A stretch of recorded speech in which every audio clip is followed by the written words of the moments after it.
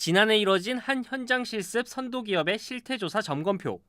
사전에 제출한 계획과 달리 현장 실습이 교육이 아닌 노동 중심으로 이뤄진다는 이유에서 점검단은 불승인 결정을 내렸지만 교육청은 이를 승인으로 바꿔 처리했습니다. 기업의 참여 의지가 확실하다는 이유에서입니다. 교육부는 지난해 조기 취업형 현장 실습을 학습 중심으로 바꾸며 선도기업을 내실 있게 운영하겠다고 약속했지만 곳곳에서 허점이 드러나고 있습니다. 이미 실습이 이뤄지는 중에 실태 점검에 나서거나 앞선 사례처럼 불승인 처리하더라도 반영되지 않는 경우가 많은 겁니다. 실제 물어보면 운영계획서대로 진행되는 데가 거의 없었고, 물론 잘하는 데도 있었습니다만 거의 없었다고 보는 게 맞죠.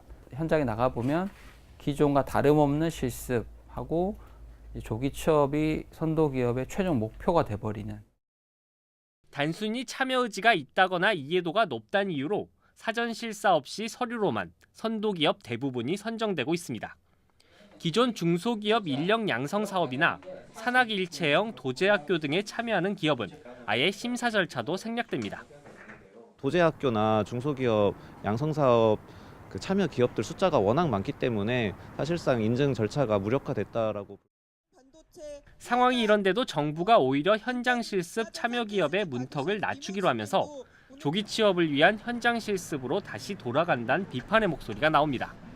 더럽고 힘들고 위험한 일을 도맡아 하다가 그곳에서 다치거나 죽어가고 있습니다. 이것이 양질의 일자리 창출인지 정말 한번 물어보고 싶습니다. 교육부가 지난해 산업체 파견형 현장 실습을 폐지하기로 한 건 바로 제주 특성화고 학생 이민호 군의 현장 실습 도중 사망 사고가 결정적인 계기였습니다. 이후 이민호 군 유가족들은 현장 실습 실태 개선을 위한 활동을 지금까지 이어오고 있습니다. 책임 주체를 정확히 하고 제도 개선 다시 하고 나서 애들 내보내면 안 됩니까? 내가 이러는 거는 딱 하나예요. 나 같은 아픔이 더 이상 다른 부모들이 갖지 않게끔 하기 위해서, 민호같이 똑같은 죽음이 되풀이되지 않게 하기 위해서. 안타까운 사고 발생 이후에 이제 1년여가 지났는데요. 그동안 좀 어떻게 지내셨는지요? 이게 대부분 이런 질문을 많이 하는데요. 그냥 죽지 못해서 사는 거예요. 죽지 못해서. 죽지 못해서 살다 보니까 시간이 지나고 오늘의 이 시점까지 온 거예요.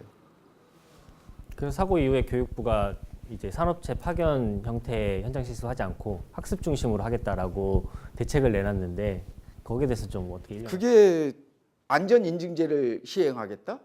다 안전인증 다 줬어요. 이미 우리 애 공장에다가 우수 강소기업 인증을 줬고요. 우리 고장 일하기 좋은 직장이라고 인증을 줬어요. 돈 5만 원짜리 안전 센서 하나 안 달아가지고 애가 죽었는데 5만 원짜리 센서 하나보다 못한 게 실습생들의 목숨이에요.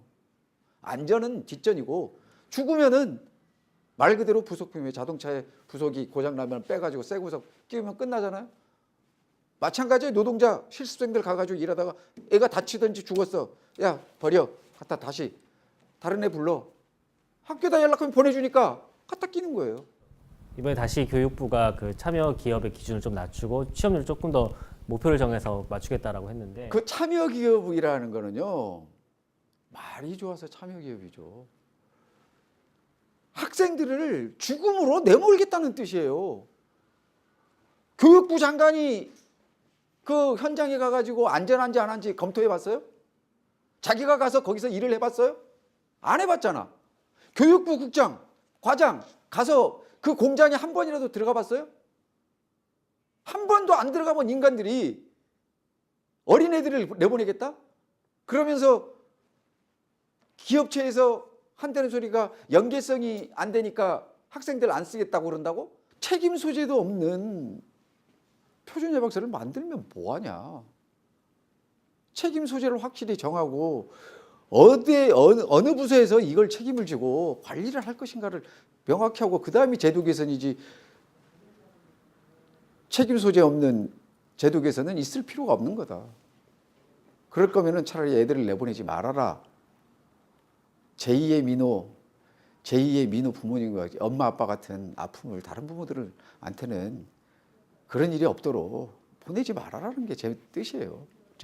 제가 주장하는 거고. 언제까지 이런 활동을 하실 예정이신지 생각이신지. 학생들을 안전한 그 대책, 그 책임 그 소재가 명확하게 정해지고 나서 제도 개선이 되기 전까지는 해야 돼요. 그리고 이거는 끊이지 않고 가야 돼요. 왜? 언제 어느 때 또 사고가 날지 모르니까 우리 유가족들 모임은 계속 될 것이고 안전한 대한민국이 될 때까지는 끝까지 갈 거예요.